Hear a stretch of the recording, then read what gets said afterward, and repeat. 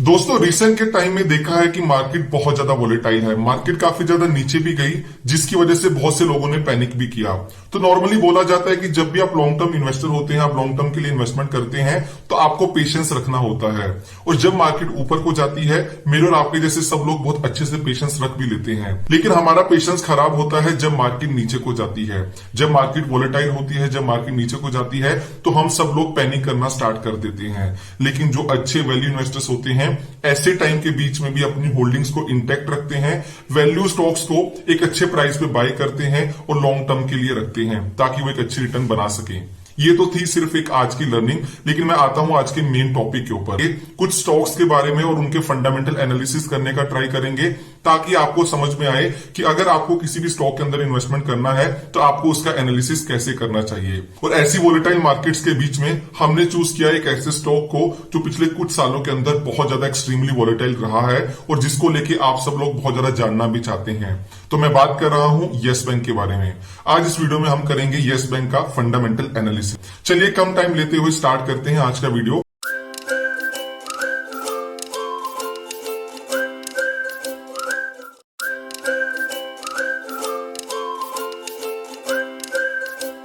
क्योंकि बोला जाता है कि हिस्ट्री से बहुत कुछ सीखने को मिलता है, तो हो सकता है कि आपने रिसेंट के टाइम में ही येस बैंक में इन्वेस्टमेंट करना स्टार्ट किया हो, तो आपके लिए बहुत जरूरी है जानना कि इसकी हिस्ट्री कैसे रही, कैसे बैंक पिक्चर में आया।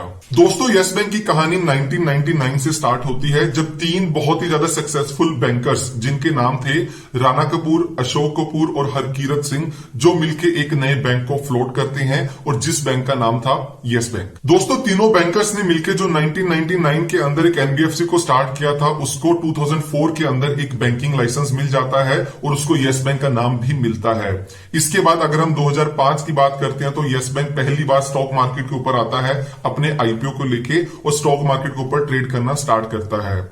उसके बाद येस बैंक की एक नॉर्मल जर्नी स्टार्ट हो जाती है। दोस्तों येस बैंक को बहुत बड़ा शॉक लगता है 2008 के अंदर, जब टेररिस्ट अटैक हुआ था बॉम्बे के अंदर। तब इनके जो एक फाउंडर थे अशोक कपूर, उनकी डेथ हो जाती है टेररिस्ट अटैक की वजह से। उसके बाद से टाइम स्टार्ट होता है कि येस बैंक के अंदर एक इंटरनल फ्यूड स्टार्ट हो जाता है, यानी कि इनके प्रमोटर्स के अंदर आपस में काफी ज्यादा प्रॉब्लम होना स्टार्ट हो जाता है। और उसके बाद एक रिपोर्ट में यह भी आया था कि येस बैंक ने 35,000 करोड़ का लोन दिया था ऐसी कंपनीज को, जो कंपनीज बहुत बुरे टाइम से निकल रही थी। और ये माना जाए तो ये सारे लोन 2008 के बाद दिए गए थे उन सब कंपनीज को। तो दोस्तों यहाँ पे ये चीज समझना बहुत जरूरी होगा कि येस बैंक ऐसी कंपनीज को लोन ज्यादा क्यों देता था जो थोड़ी सी स्ट्रेस्ड होती थी। क्योंकि दोस्तों जब भी आप लोन देते हैं, जहां पे रिस्क ज्यादा होता है, वहां पे आपको रिटर्न भी ज्यादा मिलती है। जिसके चलते येस बैंक ऐसी कंपनीज को लोन देते थे जहां से इनको इंटरेस्ट ज्यादा आता था, और इंटरेस्ट ज्यादा आने की वजह से येस बैंक की इनकम भी ज्यादा थी, इनका नेट इंटरेस्ट मार्जिन भी ज्यादा हुआ करता था। इसके बाद दोस्तों ये जो बैड लोन की चीजें थी, ये सारी इन्वेस्टर्स के सामने आना स्टार्ट हो जाती हैं, पब्लिक डोमेन में आना स्टार्ट हो जाती हैं। और जिसके बाद एक बहुत बड़ी न्यूज आती है अगस्त 2018 के अंदर, जब आरबीआई बोलता है कि जो इनके सीईओ हैं येस बैंक के राणा कपूर, उनको जनवरी 2019 से पहले अपनी पोस्ट छोड़ना पड़ेगा, ताकि वहां पे एक नई गवर्नेंस को सेटअप किया जा सके। जिसके बाद से दोस्तों येस बैंक की जर्नी, जो एक टाइम पे बहुत पीक पे ट्रेड किया करता था, वो नीचे को आना स्टार्ट हो जाती है, और एक टाइम पे ये बैंक एक पेनी स्टॉक भी बन जाता है। राणा कपूर के जाने के बाद रवनीत गिल को सीईओ अपॉइंट किया जाता है येस बैंक का, और वो काफी ज्यादा ओपनली रिपोर्ट करते हैं कि इनके जो भी ज्यादा स्ट्रेस लोन्स थे, जिसकी वजह से येस बैंक एक बहुत बड़ा लॉस रिपोर्ट करता है एक साल के अंदर। और दोस्तों जब येस बैंक अपने बैड लोन्स का प्रोविजनिंग करना स्टार्ट कर देता है, यानी कि एज अ लॉस उनको बुक करना स्टार्ट कर देता है, उसके बाद रवनीत गिल बोलते हैं कि येस बैंक को उस टाइम पे $2 बिलियन की जरूरत थी, ताकि अपने ऑपरेशंस को वापस से स्ट्रीमलाइन किया जा सके। लेकिन बहुत सी कोशिशें करने के बाद वो ये सारे फंड नहीं जुटा पाते हैं। उसके बाद 6 मार्च 2020 की अगर हम बात करते हैं, तो यहाँ पे आरबीआई इस बैंक के ऊपर मोरिटोरियम लगा देता है, जिसके चलते अगर आपने अपना पैसा यहाँ पे डिपॉजिट किया है, तो 30 दिन के अंदर आप यहाँ पे 50,000 से ज्यादा विड्रॉ नहीं कर पाते। और उसके बाद इस बैंक को बेल आउट का प्लान किया जाता है, जहां पे state bank of India picture में आता है और यहाँ पे अपनी कैपिटल को इन्फ्यूज करता है, और यहाँ पे पैसा आने के बाद इसके ऊपर से जो मोरिटोरियम लगा था उसको पूरे तरीके से हटा दिया जाता है। ये सब कुछ होने के बाद दोस्तों जो बैंक का कैपिटल एडुकेसी रेशियो का प्रॉब्लम था, वो दूर हो जाता है। और अगर हम 30 दिसंबर 2020 तक की बात करते हैं, तो कंपनी का कैपिटल एडुकेसी रेशियो 19.6% के आसपास का था। तो दोस्तों ये सब चीजें थी यस बैंक की हिस्ट्री के बारे में, जो आपको पूरे क्रोनोलॉजी समझाते हैं कि कैसे स्टार्ट हुआ। वन टाइम पे one of the leading bank हुआ करता था, जहां पे बहुत ज्यादा ग्रोथ भी था, बहुत अच्छा प्रॉफिट था। उसके बाद बैंक का एक बुरा टाइम स्टार्ट होता है। लेकिन इन सब चीजों के बाद यहाँ पे एक सिल्वर लाइनिंग भी है। यहाँ पे एक ऐसी चीज है, अगर आपने यस बैंक के अंदर इन्वेस्टमेंट किया है या करने के बारे में सोच रहे हैं, तो आपको इसके बारे में जानना बहुत ज्यादा इंपॉर्टेंट है। और ये है कि यस बैंक का डिजिटल के साथ क्या रिलेशन है, क्योंकि जब भी बात की जाती है तो बोला जाता है कि यस बैंक का डोमिनेंस जो डिजिटल सेगमेंट है बैंकिंग का, वहां पे बहुत ज्यादा है, कि यस बैंक डिजिटली काफी अच्छा परफॉर्म करता है। सबसे पहले यूपीआई की बात करूंगा, यूनिफाइड पेमेंट इंटरफेस के बारे में, जो कि आजकल आप सब लोग बहुत ज्यादा कॉमनली यूज करते हैं। और पिछले कुछ टाइम के अंदर यहाँ पे बहुत ज्यादा पेनिट्रेशन देखा गया है मासिस के अंदर, जहां पे लोगों ने यूपीआई को यूज करना स्टार्ट किया है। तो दोस्तों अगर मैं यूपीआई की बात करता हूं, तो पूरे यूपीआई के अंदर यस बैंक का मार्केट शेयर 39.7% का है। तो दोस्तों आप समझ सकते हैं कि कितने ज्यादा बैंक हैं जो इंडियन डोमेन में ऑपरेट करते हैं, उसके अंदर ये बैंक का मार्केट शेयर 39.7% का होना काफी ज्यादा अच्छा माना जा सकता है। वहीं पे इसके बाद अगर मैं बात करता हूं आधार इनेबल्ड पेमेंट सर्विसेज की, यहां पे भी यस बैंक का काफी अच्छा मार्केट शेयर है, जो कि 17% के आसपास का है।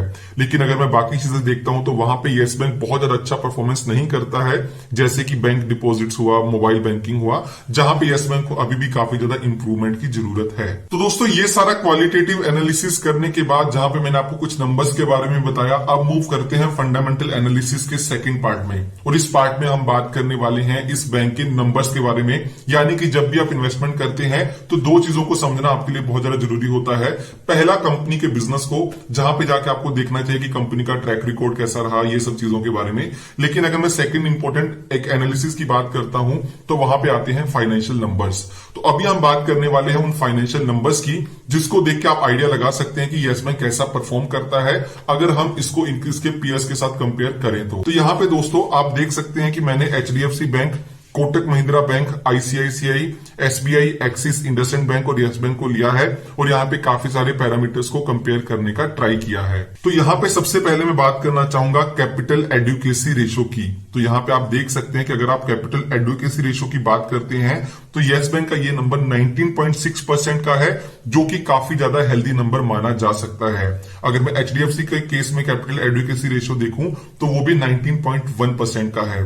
तो यहाँ पे यस बैंक ने कहीं ना कहीं अपने आप को सेव किया है, जो रिसेंट के टाइम में यस बैंक ने पैसा उठाया था अपनी कैपिटल एडुकेसी रेशो को कांस्टेंट करने के लिए।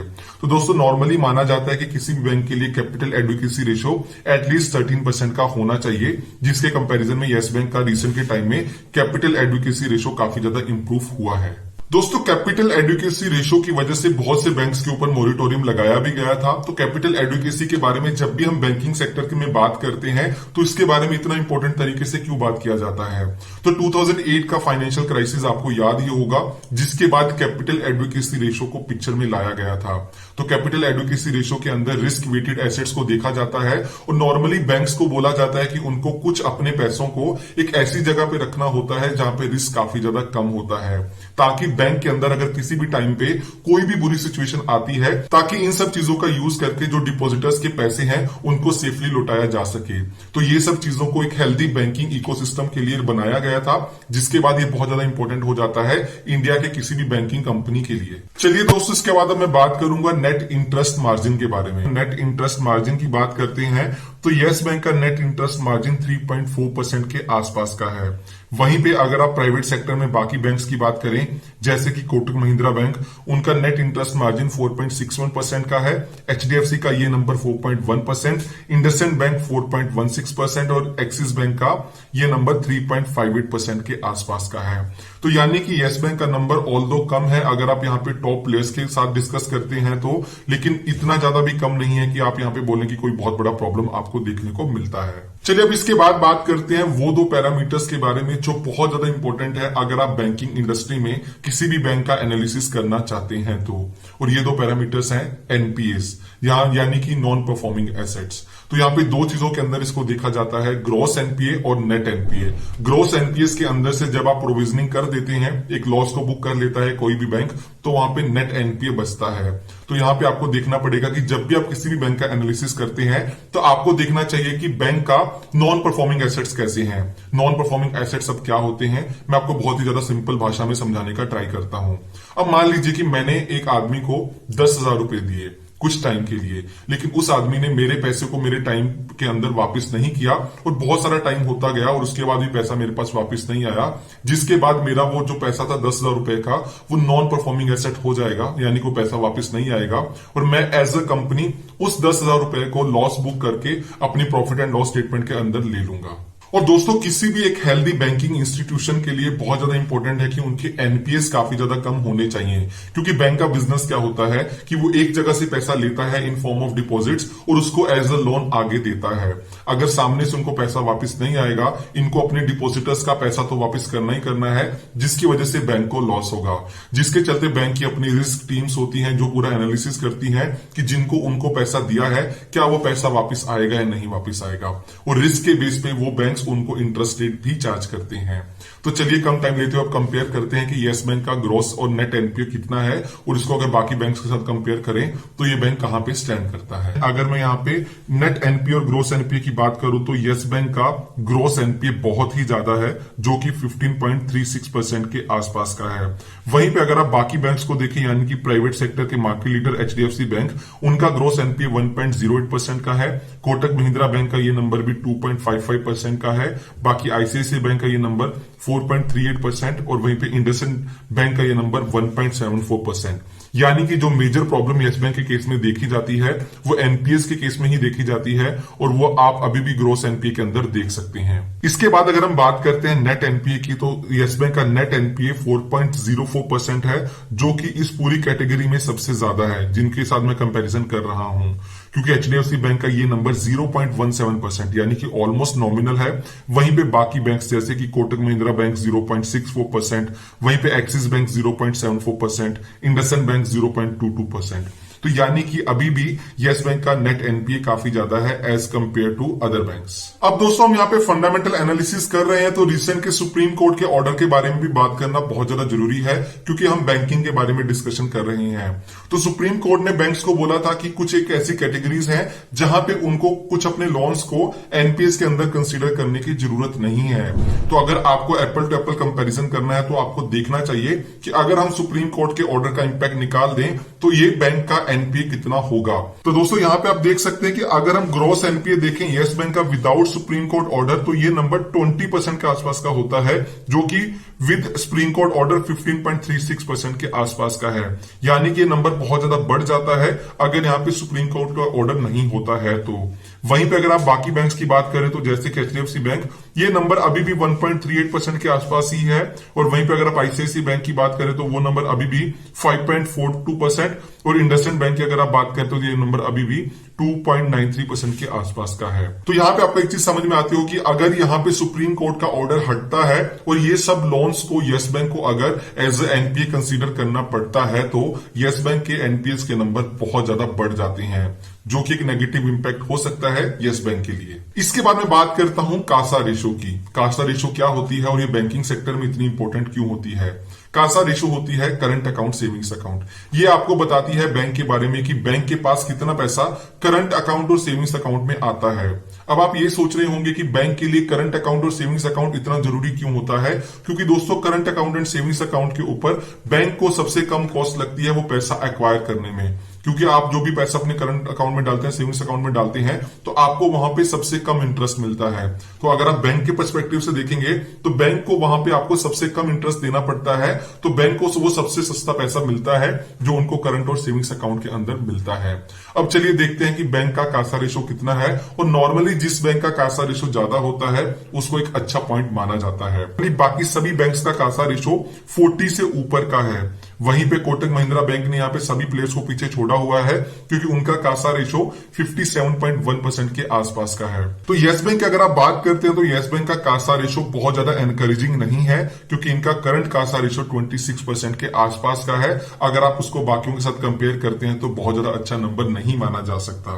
लेकिन बैंक ने बोला है कि आने वाले टाइम में वो अपने कासा रेशो को इंप्रूव करना चाहते हैं। ये तो आने वाले टाइम में ही पता चलेगा कि कासा रेशो आने वाले टाइम में कैसे इंप्रूव होता है। तो दोस्तों ये थी बात आज की यस बैंक की, जहां पे हमने आपको यस बैंक के बारे में बहुत ज्यादा डिटेल में बताया।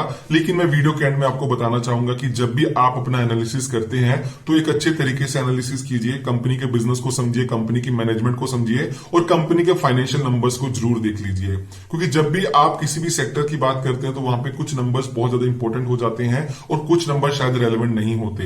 तो वैसे ही जब भी बैंकिंग सेक्टर की बात करते हैं तो एनपीएस, काशा, ये सब चीजें आपको देखनी बहुत जरूरी है, ताकि आपको पता चले कि बैंक का फाइनेंशियल हेल्थ कैसा है। और ये सब चीजों को देखने के बाद ही आप एक अच्छा इन्फॉर्म डिसीजन ले इन्वेस्टमेंट करने का, और लॉन्ग टर्म के लिए इन्वेस्टमेंट करें। और जब भी मार्केट में वोलेटिलिटी आती है तो पैनिक बिल्कुल भी मत करें। आपको ये वीडियो अच्छी लगी तो वीडियो को लाइक करें, कमेंट करके बताएं कि आपको क्या लगता है कि क्या हमें यस बैंक के अंदर इन्वेस्टमेंट करना चाहिए या नहीं इन्वेस्टमेंट करना चाहिए। और दोस्तों जो भी हम वीडियो बनाते हैं प्योरली एजुकेशनल पर्पज के लिए बनाते हैं, हम कहीं पे भी किसी भी स्टॉक को बाय एंड सेल करने का बिल्कुल भी रिकमेंडेशन नहीं देते।